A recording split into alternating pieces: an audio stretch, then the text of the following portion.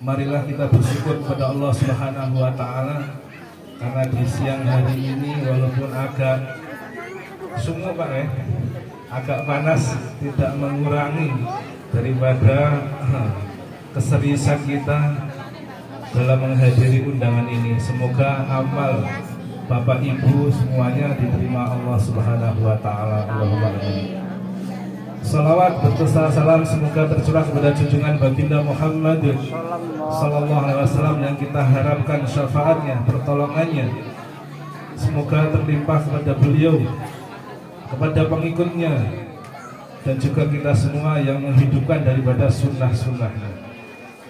Tadi saya ingat Pak Jamal katakan ikan sepat, ikan gabus, lebih cepat, lebih bagus ya. Mungkin kami di sini nggak lama-lama juga. Ini nasihat untuk pengantin baru dan juga pengantin lama. Dalam sebuah hadis Nabi katakan, "Idza tazawwajal 'abdu faqad istakmala nisfa dinihi falyanzur fi nisfil baqi." Ketika seseorang hamba dia menikah, maka sungguh dia telah menyempurnakan separuh agamanya. Maka lihatlah separuh yang lain. Ini jangan ditafsiri. Berarti kalau nikahnya 2 kali berarti sempurna. Separuh agamanya sempurna. Ini maksudnya apa? Orang yang sudah berumah tangga ini akan lebih mudah untuk taat. Kalau ketika masih bujang, masih jomblo, yang laki-laki lihat ada cewek cantik pasti apa? Ngelirik. Kalau sudah menikah ini biasanya sudah gundul basor, sudah tundukkan pandangan, kecuali yang enggak kadang ada juga sudah menikah tapi kalau lihat masih enggak cuma ngelirik, melotot Maksudnya ini separuh agamanya sudah sempurna, tinggal menyempurnakan separuhnya yang lain. Dalam Al-Quran Allah katakan, "Hunna libasul lakum wa antum libasul lahum." Suami adalah pakaian bagi istri, istri adalah pakaian bagi suami. Maksudnya apa? Fungsi pakaian yang pertama adalah untuk menutup aurat, menutup daripada keburukan-keburukan. Maka nanti setelah menikah ini, maka suami adalah sebagai penutup aibnya istri, istri sebagai penutup daripada aib suami, saling menutupi. Ini fungsi pakaian. Yang kedua, fungsi pakaian adalah untuk sebagai perhiasan. Kalau sebelum menikah ini ngobrol antara laki-laki perempuan kok ngobrol, ini jadi dosa. Tapi ketika sudah menikah, saling menatap ini jadi pahala. Saling pegang tangan jadi pahala. Maka sebagai perhiasan, dikatakan perhiasan terindah di dunia ini adalah istri yang soleha. Bapak Ibu yang sama-sama dimuliakan Allah Subhanahu wa taala, selanjutnya fungsi pakaian adalah pelindung. Bagaimana suami dan istri ini saling melindungi. Suami melindungi daripada istrinya, istri pun melindungi daripada suaminya, baik dari kejahatan yang nampak ataupun yang tidak nampak. Kadang-kadang bisik-bisik tetangga ini lebih menyakitkan, nggak kelihatan. Maka fungsi daripada keluarga adalah saling melindungi. Bapak Ibu yang dimuliakan Allah Subhanahu wa taala, dalam sebuah hadis Nabi mengatakan, "Tungkahul mar'atu li arba'in." Seorang wanita ini dinikahi karena 4 perkara. Yang pertama, li jamaliha, karena kecantikannya. Tapi orang menikah hanya karena cantiknya atau karena tampannya, ini bertahan berapa tahun. Cantik ini nggak tahan lama. Ketika belum punya anak mungkin, tapi kalau sudah anaknya 10, ini sudah nggak cantik lagi. Jadi kalau hanya karena kecantikannya akan kecewa. Yang kedua, wali hasabiha, karena keturunannya. Maka pilihlah calon suami, calon istri yang keturunan baik-baik. Jawanya katakan kacang orang ninggal lanjaran. Sifat anak ini biasanya nggak jauh daripada kedua ibu bapaknya. Kalau bapaknya ibunya baik-baik, diharapkan anaknya juga menjadi baik. Selanjutnya, wali maliha, karena hartanya. Boleh cari yang cantik, cari yang keturunan baik, cari yang kaya, boleh. Tapi bukan itu tujuannya, karena namanya orang hidup, kekayaan itu berputar. Mungkin hari ini orang paling kaya, besok mungkin menjadi orang yang termiskin, karena berputar.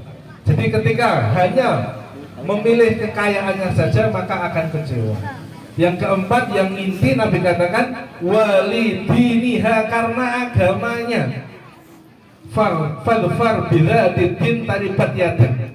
Carilah yang punya agama, carilah yang keimanannya kuat, carilah yang ahli ibadah, taribat yadan. Tanganmu akan berdebu, maksudnya apa? Berkah. Maka dalam doa itu biasanya kalau pernikahan barokallah, ini berkah ini penting. Berkah pernikahannya, berkah kehidupannya, berkah rumah tangganya, berkah keturunannya, ini penting. Dalam Al-Quran Allah ceritakan 4 tipe keluarga. Yang pertama adalah suaminya ahli maksiat, istrinya ahli maksiat. Siapa dia? Abu Lahab. Abu Lahab dalam surat Tabbat yada abi lahabin wa tab. Itu cerita kejahatannya Abu Lahab. Istrinya juga diceritakan. Wa mra'atuhu hammalatal hatab. Istrinya Abu Lahab ini apa? Pembawa kayu bakar. Kemana-mana nyulut permusuhan. Jadi setel ini. Yang suaminya ahli maksiat, istrinya juga ahli maksiat. Tipe yang kedua, suaminya taat tapi istri nggak taat. Siapa?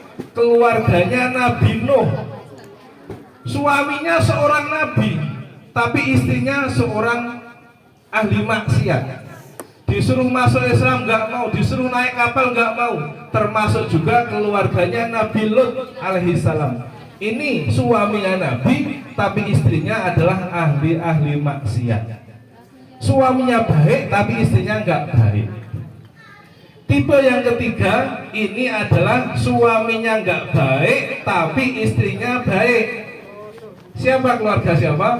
Fir'aun. Fir'aun ini suaminya orang terjahat di dunia. Dia pernah mengatakan, ana rabbukumul a'la, saya adalah Tuhan kalian. Ngaku jadi Tuhan. Fir'aun ini. Tapi istrinya adalah istri yang sangat solehah. Namanya Asyah alaihissalam. Maka ketika biasanya kalau malam hari Fir'aun ini mau mendekati istrinya, maka Allah ganti, jadi Asyah ini diangkat ke langit, diganti dengan babi. Jadi yang ditiduri dengan Fir'aun itu bukan manusia. Di Allah sucikan. Ini apa? Suaminya orang terjahat, tapi istrinya adalah yang solehah. Nah, tipe yang terakhir, tipe idaman, yaitu keluarganya siapa? Keluarganya Nabi Ibrahim alaihissalam. Suaminya ahli ibadah, istrinya ahli ibadah. Taat 100% kepada suaminya. Pernah istrinya ini Siti Hajar ditinggal di satu lembah, biwadin ghairi dzar'in, satu lembah yang tidak ada tanda-tanda kehidupan, adanya tanda kematian. Pohon saja nggak hidup, apalagi orang. Di Mekah dulu sebelum muncul air Zam-Zam, sumber Zam-Zam ini apa? Kering kerontang. Maka karena berkahnya seorang istri yang solehah ditinggal berjuang oleh suaminya, maka dari kaki Ismail yang bayi yang masih merah ini memancarkan air yang deras. Maka ibunya mengatakan zam, dalam bahasa Arab istami, kumpul, kumpul. Andai saja Siti Hajar tidak mengatakan zam, zam, maka mungkin Mekah sekarang ini menjadi rawa. Karena apa? Airnya melimpah. Karena berkat daripada seorang dai, yaitu Nabi Ibrahim yang berjuang fi sabilillah, seorang istri yang solehah, maka muncullah daripada air Zam-Zam yang sekarang kita masih bisa menikmatinya, bisa melihatnya. Bapak Ibu yang dimuliakan Allah Subhanahu wa taala, maka dalam nasihat singkat ini, dalam mengarungi keluarga, maka jangan tinggalkan musyawarah. Ketika ada masalah, musyawarahlah dengan 3 orang. Yang pertama dengan orang tua, yang kedua dengan mertua, yang ketiga dengan guru. Ini perlu. Jadi jangan disimpan ada masalah dalam rumah tangga, jangan disimpan tapi dimusyawarahkan keluarga, sehingga apa? Tidak akan terjadi apa-apa. Kita lihat bagaimana maksiatnya istrinya Nabi Nuh, tapi Nabi Nuh bersabar sampai akhir hayatnya. Dengan ini statusnya masih istri daripada Nabi Nuh. Ini saking sabarnya Nabi Nuh. Maka semoga pernikahan yang baru saja dilaksanakan ini membawa berkah bagi sepasang pengantin dan juga dari 2 keluarga. Ini menjadi berkah, berlimpah juga kepada tetangga-tetangganya, sehingga apa?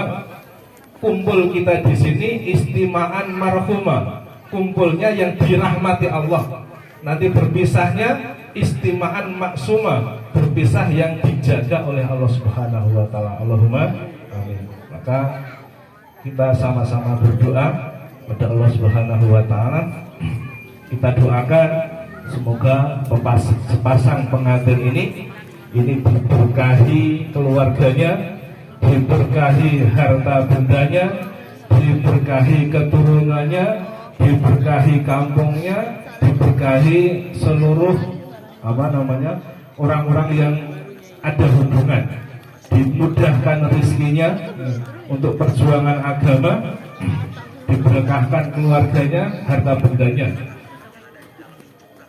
Berlanjut juga kepada kita semua yang hadir di majelis ini. Ala hadhihi niyah al-Fatihah. A'udzubillahi minasyaitonir rajim. Bismillahirrahmanirrahim. Alhamdulillahirabbil alamin arrahmanir rahim maliki yaumiddin. Iyyaka na'budu wa iyyaka nasta'in ihdinas siratal mustaqim siratal ladzina an'amta 'alaihim ghairil maghdubi 'alaihim waladdallin. Amin. Hamdan syakirin, hamdan na'imin, hamdan yu'afi na'mahu wa yukafi'u mazidah.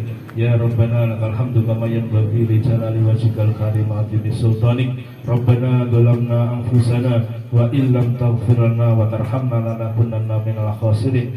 Rabbana ighfir lana dzunubana wa liwalidayna warhamhuma kama rabbawna shighara.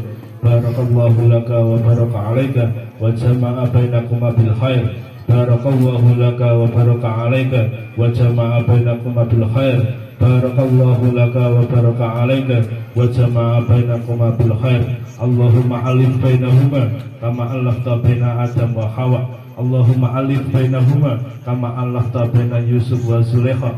Allahumma alif bainahuma kama alafta baina Ali wa Fatimah. Allahumma alif bainahuma kama alafta baina Ibrahim wa Sarah. Allahumma alif bainahuma kama alafta baina Sayyidina Muhammadin sallallahu alaihi wasallam wa Fatimah Zahra. Rabbana la tuzigh qulubana ba'da idh hadaytana wa hab lana min ladunka rahmah innaka antal wahhab. Rabbana hab lana min azwajina wa dhurriyyatina qurrata a'yun waj'alna lil muttaqina imama. Allahumma ij'alna wa dhurriyyatana wa jiwarana wa ahli baitana min ahli ilmi wa ahli khair wa ahli salah wa ahli salawah wa ahli sadaqah wa ahli tahajjud wa la taj'alna wa iyyahum min ahli syarri wa dhair.